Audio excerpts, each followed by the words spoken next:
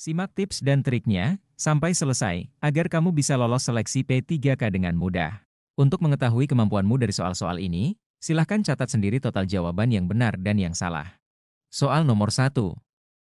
Bagaimana integrasi antara aplikasi email dan kalender dapat meningkatkan produktivitas? A. Memungkinkan pengeditan dokumen secara bersamaan. B. Mengelola dan menjadwalkan pertemuan dengan otomatisasi. C. Menyimpan data keuangan secara aman. D. Meningkatkan keamanan data. E. Mengelola arsip secara efisien. Silahkan memilih jawaban yang sesuai.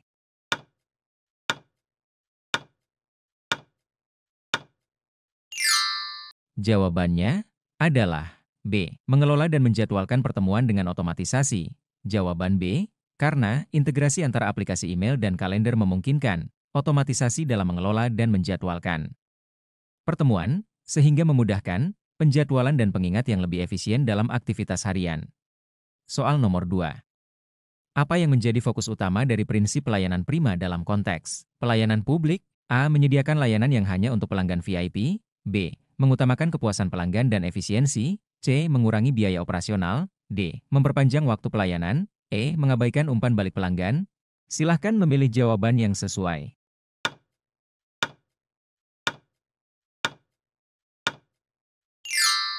Jawabannya adalah B. Mengutamakan kepuasan pelanggan dan efisiensi. Jawaban B.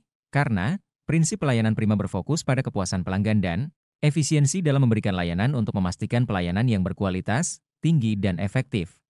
Soal nomor 3. Apa yang dimaksud dengan komunikasi nonverbal dalam pelayanan publik? A. Komunikasi menggunakan kata-kata. B. Komunikasi melalui email. C. Komunikasi melalui gerakan tubuh dan ekspresi wajah. D. Komunikasi dengan menggunakan telepon. E. Komunikasi melalui tulisan. Silahkan memilih jawaban yang sesuai.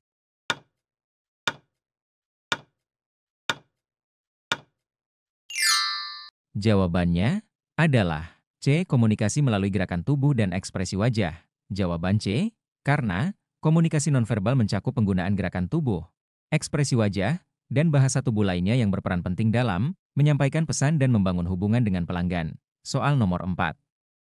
Apa yang merupakan hak pelanggan dalam sistem pelayanan publik? A. Menentukan jadwal layanan. B. Menerima layanan sesuai dengan standar dan waktu yang dijanjikan. C. Mendapatkan layanan gratis tanpa batas. D. Memilih staf layanan. E. Menghindari antrian. Silahkan memilih jawaban yang sesuai.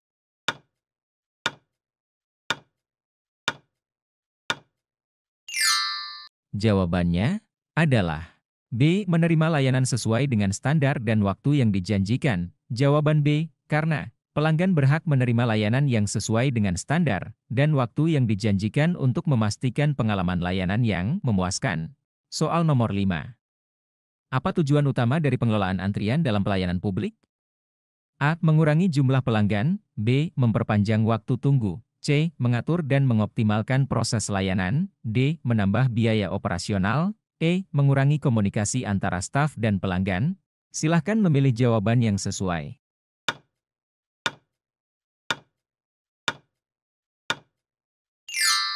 Jawabannya adalah C. Mengatur dan mengoptimalkan proses layanan. Jawaban C. Karena pengelolaan antrian bertujuan untuk mengatur dan mengoptimalkan proses layanan sehingga pelanggan dapat dilayani dengan lebih efisien dan waktu tunggu dapat dikurangi. Soal nomor 6.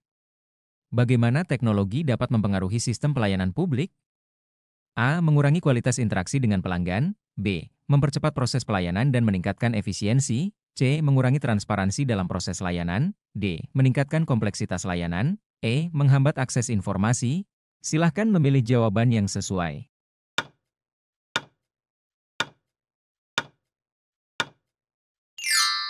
Jawabannya adalah B.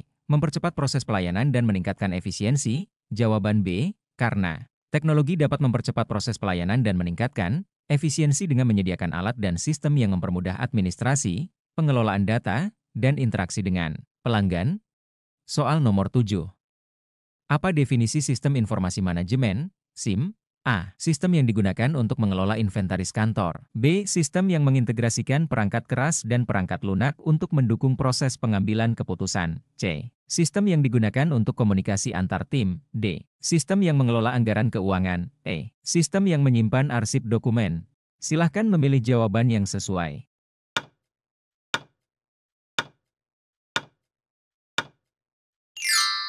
Jawabannya adalah B. Sistem yang mengintegrasikan perangkat keras dan perangkat lunak untuk mendukung proses pengambilan keputusan. Jawaban B.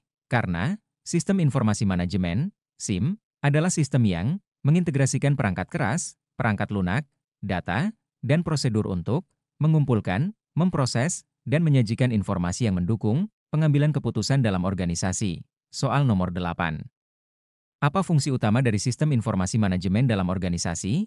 A. Mengelola hubungan pelanggan. B. Mengoptimalkan pengolahan data dan mendukung keputusan manajerial. C. Menyimpan data karyawan. D. Mengelola inventaris barang. E. Mengatur jadwal rapat. Silahkan memilih jawaban yang sesuai.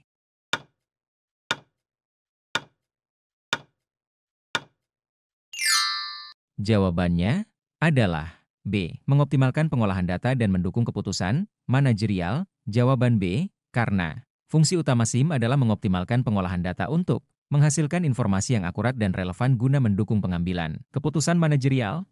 Soal nomor 9.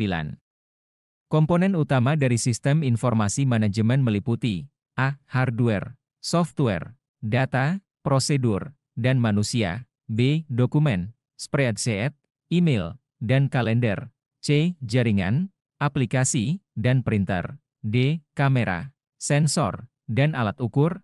E. Database, laporan, dan analisis. Silahkan memilih jawaban yang sesuai.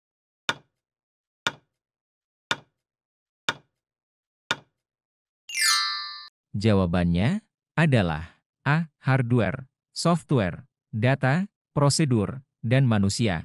Jawaban A. Karena komponen utama SIM mencakup perangkat keras, hardware, perangkat lunak, software, data, prosedur, proses, dan pengguna, manusia, yang semuanya bekerja bersama untuk mendukung pengelolaan informasi. Soal nomor 10. Jenis sistem informasi manajemen yang berfokus pada pengelolaan data dan informasi untuk keputusan strategis adalah A. Sistem manajemen basis data, DBMS. B. Sistem informasi eksekutif, AIS. C. Sistem informasi sumber daya manusia, HRIS. D. Sistem manajemen proyek, PMS. E. Sistem informasi akuntansi, AIS. Silahkan memilih jawaban yang sesuai.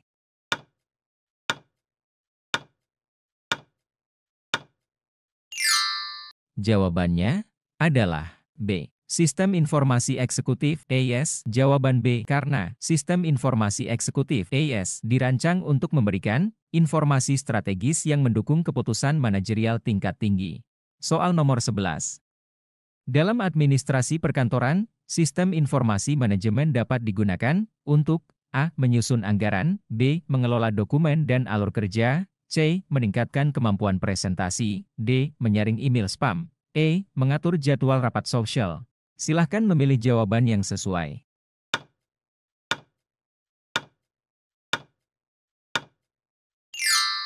Jawabannya adalah B. Mengelola dokumen dan alur kerja. Jawaban B. Karena SIM dalam administrasi perkantoran membantu mengelola dokumen, alur kerja, dan informasi yang berkaitan dengan kegiatan administratif sehari-hari. Soal nomor 12.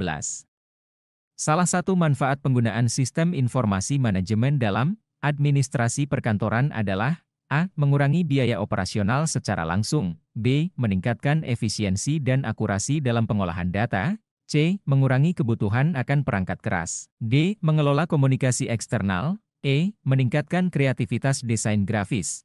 Silahkan memilih jawaban yang sesuai.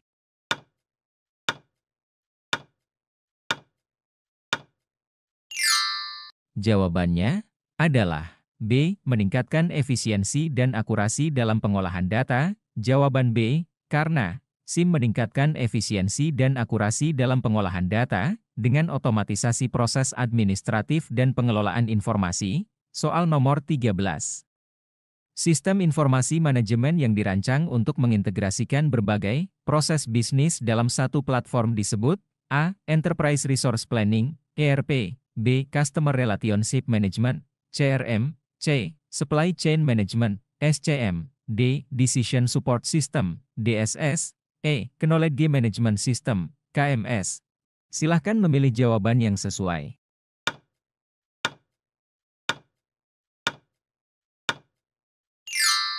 Jawabannya adalah A. Enterprise Resource Planning, ERP. Jawaban A, karena sistem ERP mengintegrasikan berbagai proses bisnis dalam satu platform, termasuk keuangan, produksi, dan manajemen persediaan. Soal nomor 14. Apa perbedaan utama antara sistem informasi manajemen dan sistem informasi eksekutif? A. SIM fokus pada data operasional. EIS fokus pada data strategis. B. SIM digunakan untuk email. EIS untuk laporan keuangan. C. SIM berfungsi sebagai alat komunikasi. EIS untuk analisis data. D. SIM lebih teknis. EIS lebih untuk pengelolaan proyek. E. SIM adalah sistem berbasis web. EIS adalah sistem desktop. Silahkan memilih jawaban yang sesuai.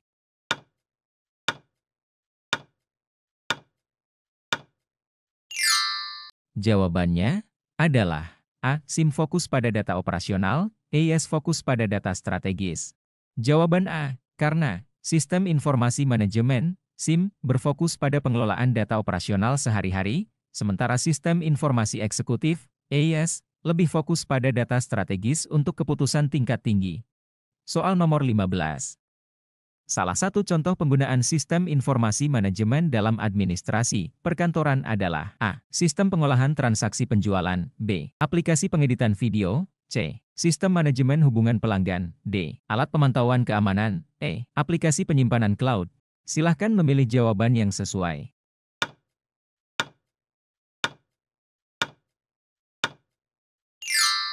Jawabannya adalah C. Sistem manajemen hubungan pelanggan. Jawaban C. Karena sistem manajemen hubungan pelanggan, CRM, adalah contoh penggunaan SIM dalam administrasi perkantoran yang membantu dalam pengelolaan interaksi dengan pelanggan dan informasi terkait. Soal nomor 16. Komponen data dalam sistem informasi manajemen termasuk A. Pengguna dan prosedur. B. Perangkat keras dan perangkat lunak. C. Informasi yang dikumpulkan dan diproses. D. Jaringan dan keamanan. E. Anggaran dan laporan keuangan. Silahkan memilih jawaban yang sesuai.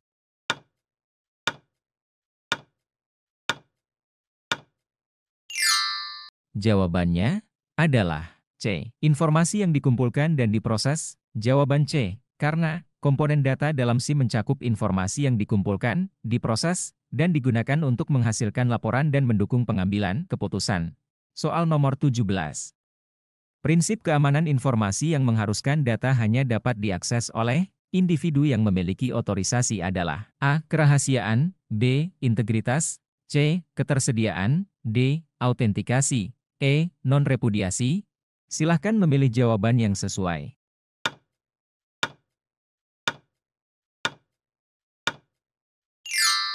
Jawabannya adalah A. Kerahasiaan. Jawaban A. Karena prinsip kerahasiaan memastikan bahwa data hanya dapat diakses oleh pihak yang memiliki hak atau otorisasi, menjaga informasi agar tidak jatuh ke tangan yang salah. Soal nomor 18. Prinsip keamanan informasi yang bertujuan untuk memastikan bahwa data tidak diubah atau dimodifikasi tanpa izin adalah A. Kerahasiaan. B. Integritas. C. Ketersediaan. D. Autentikasi. E. Non-repudiasi. Silahkan memilih jawaban yang sesuai.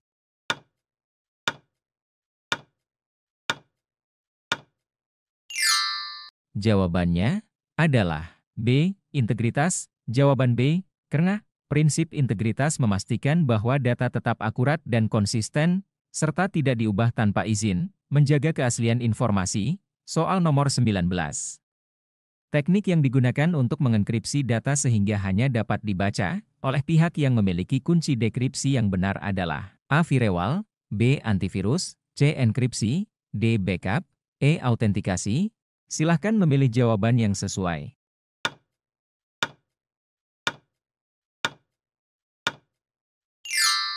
Jawabannya adalah C. Enkripsi. Jawaban C. Karena enkripsi adalah teknik pengamanan yang mengubah data menjadi format yang tidak dapat dibaca tanpa kunci dekripsi yang sesuai, melindungi data dari akses yang tidak sah. Soal nomor 20. Teknik pengamanan yang melibatkan pemantauan dan kontrol akses untuk mencegah akses yang tidak sah adalah A. Backup. B. Enkripsi. C. Firewall. D. Pemulihan bencana. E. Autentikasi. Silahkan memilih jawaban yang sesuai.